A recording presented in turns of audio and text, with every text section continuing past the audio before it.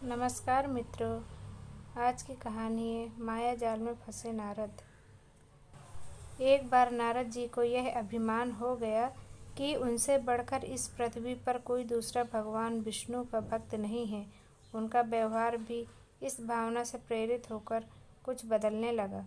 वे भगवान के गुणों का गान करने के साथ साथ अपने सेवा कार्यों का भी वर्णन करने लगे। भगवान से कोई बात छुपी थोड़े ही रहती है। उन्हें तुरंत इस बात का पता चल गया। वे अपने भक्त का पतन भला कैसे देख सकते थे, इसलिए उन्होंने नारद को इस दुष्प्रवृत्ति से बचाने का निर्णय किया। एक दिन नारद जी और भगवान विष्णु साथ साथ वन में जा रहे थे। अचानक विष्णु जी एक वृक्ष के नीचे थक कर बैठ गए और बोले, भाई नारद जी, हम तो थक गए हैं, प्यास भी लगी है, कहीं से पानी मिल जाए तो ले आओ। हमसे तो प्यास के मारे चला नहीं जा रहा है, हमारा गला सूख रहा है। यह सुनकर नारद जी तुरंत सावधान हो गए। उनके होते हुए भगवान भला प्यासे रहें?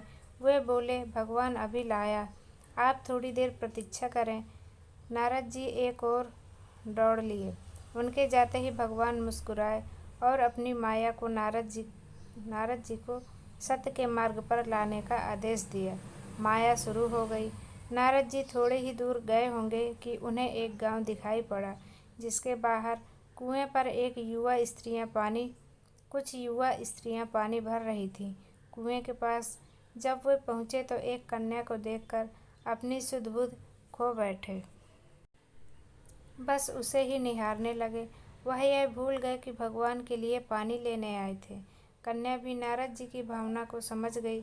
वह जल्दी जल्दी जल से घड़ा भरकर अपनी सहेलियों को पीछे छोड़कर घर की ओर लपकी। नारद जी भी उसके पीछे हो लिए। कन्या तो घर के अंदर चली गई, लेकिन नारद जी ने द्वार पर खड़े होकर नारायण नारायण का अलख जगाया।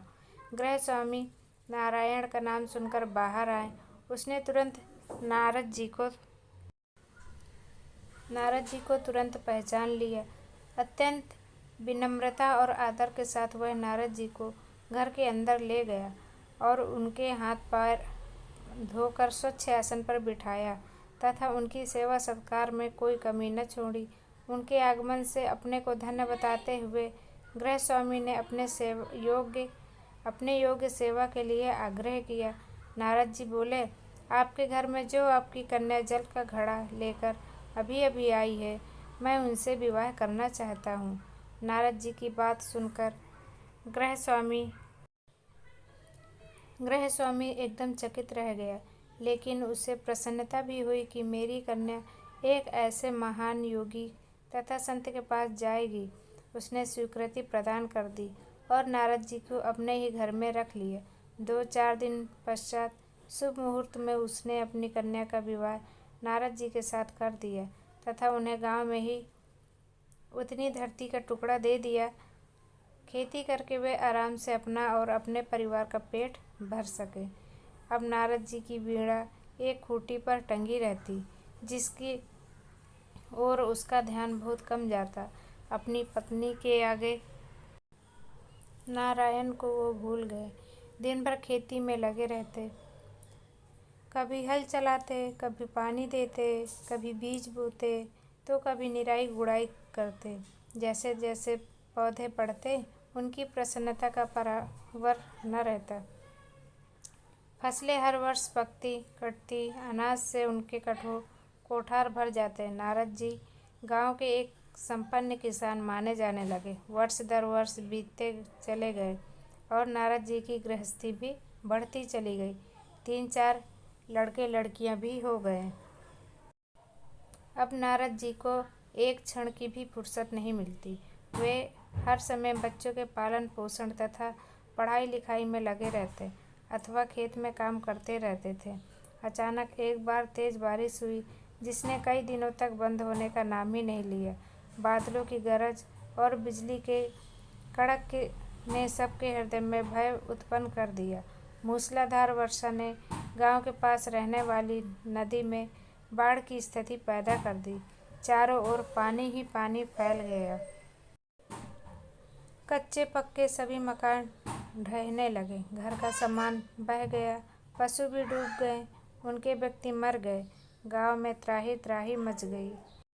नारद अब क्या करे? उन्होंने भी घर में जो थोड़ा कीमती सामान बचा था उसकी गठरी बांधी और पत्नी तथा बच्चों को लेकर जान बचाने के लिए पानी में से होते हुए बाहर निकलने लगे। नारद जी बगल में गठरी थामे एक हाथ से एक बच्चे को पकड़े और दूसरे हाथ से अपने पत्नी को संभाले हुए, पत्नी भी एक बच्चे को गोद में और एक को हाथ पकड़े धीरे धीरे आगे बढ़ने लगी।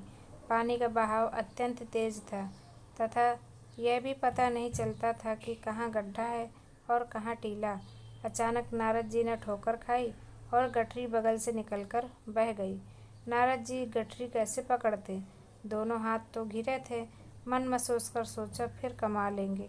कुछ दूर जाने पर पत्नी एक गड्ढे में गिर पड़ी और गोद का बच्चा छूट कर बह गया। पत्नी बहुत रोई, लेकिन क्या हो सकता था। धीरे धीरे और दो बच्चे भी पानी में बह गए। उन्होंने बहुत कोशिश की बचाने की, लेकिन कुछ न हो सका। दोनों पति पत्नी बड़े दुखी रोते कलपते एक दूसरे को सांत्वना देते कोई ऊंची जगह ढूंढते रहे। एक जगह आगे चलकर दोनों एक गड्ढे में समा गए। नारद जी तो किसी प्रकार गड्ढे में से निकल आए, मगर उनकी पत्नी का पता कहीं ना चला।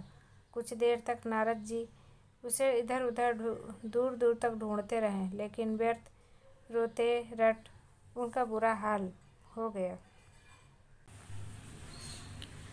हृदय पत्नी और बच्चों को याद करके फटा जा रहा था। उनकी तो सारी गृहस्थी उजड़ गई थी। बेचारे क्या करें, किसी को से अपने भाग्य को या भगवान को।